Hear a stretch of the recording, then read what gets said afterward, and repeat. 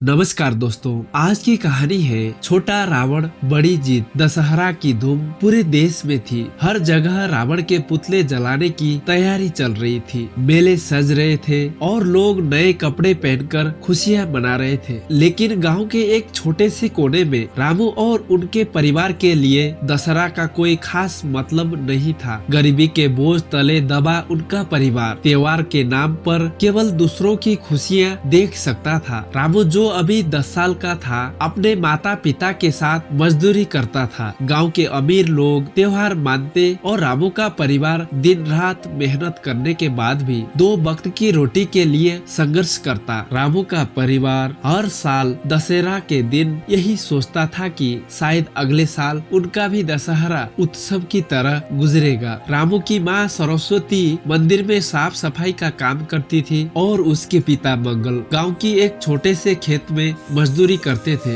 दशहरा के आने से पहले ही गांव के बच्चों के चेहरे पर चमक आ जाती थी। लेकिन रामू के लिए यह दिन भी बाकी दिनों की तरह ही होता था। एक और दिन जब उसे अपने पिता के साथ खेतों में काम करना पड़ता था। उस दिन जब सारे गांव में दशहरा का उत्सव अपने चरम पर था, रामू के मन में कुछ और ही चल रहा था। वो चाहता था कि इस साल उसके परिवार का दशहरा कुछ खास हो, भले ही उनके पास त्योहार मानने के लिए पैसे न हो। रामू ने मन में ठान लिया था कि वह कुछ न कुछ करेगा जिससे उसके परिवार को भी इस साल की खुशी का एहसास हो सके। गांव के मेले में हर साल राम लीला होती थी, जिसमें रावण का पुतला जलाने का दृश्य सबसे बड़ा आकर्षण होता था। रामू भी हर साल यह देखता था, लेकिन इस बार वह उस भीड़ का हिस्सा नहीं बनना चाहता था। वह सोच रहा था कि वह अपने माता पिता के लिए कुछ खास कर सके। उस दिन सुबह से ही रामू और उसके पिता खेतों में काम कर रहे थे। खेत से लौटते वक्त रामू ने अपने पिता से पूछा, बाबू इस साल हम भी दशहरा कैसे मनाएंगे? लोग तो अच्छे अच्छे कपड़े पहनते हैं, मिठाई खाते हैं, मेले में जाते हैं, हम कभी ऐसा क्यों नहीं कर सकते? मंगल ने थके हुए स्वर में उत्तर दिया, बेटा दशहरा का असली मतलब सिर्फ रावण का पुतला जलाना नहीं है। असली रावण तो हमारे अंदर है, लालच, झूठ और बुराई। जब हम इन बुराइयों को खत्म कर देंगे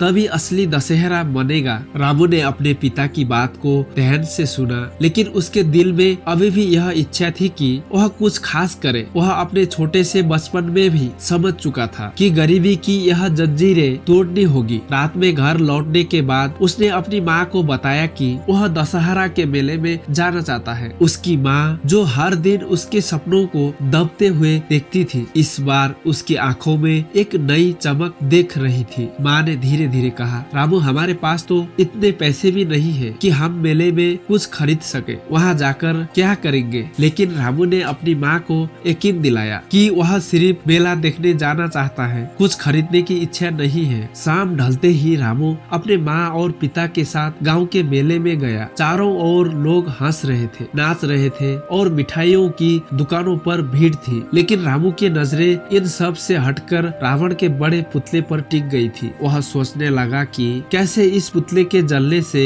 लोगों के दिलों में एक नई रोशनी पैदा होती है। लेकिन उसका परिवार अभी भी अंधेरे में है। मेले से लौटते वक्त रामू के मन में एक विचार आया। उसने अपने पिता से कहा, बाबू क्या हम भी अपने छोटे से घर में एक रावण बना सकते हैं? भले ही यह उतना बड़ा न हो, लेकिन हम अपना रावण जलाकर अपनी बुराइयों को खत्म कर सकते हैं। मंगल ने रामू की बात सुनी और थोड़ी देर के लिए चुप हो गए। उन्होंने सोचा कि उनका बेटा सही कह रहा है। गरीब होने का मतलब यह नहीं कि यह अपने खुशियों से वंचित रहे। उन्होंने तय किया कि यह इस साल एक छोटा सा रावण बनाएंगे और अपना दशहरा मनाएंगे, भले ही बिना पैसों के। अगले दिन रामू और उसके पिता ने मिलकर खेतों से सूखी लकड़ियां और पत्तियां इकट्ठा की। घर के बाहर उन्होंने एक छोटे से रावण का पुतला बनाया। वह पुतला भले ही छोटा था, लेकिन रामू के दिल में उसके आकार से कहीं बड़ा जोश था। उसके माता पिता ने पहली बार उसे इतने उत्साह से काम करते देखा। शाम को जब गांव में दहन की तैयारी चल रही थी, रामू के घर के बाहर भी एक छोटी सी रामलीला शुरू हो गई। रामू ने अपने माता पिता के साथ मिलकर उस छोटे से रावण का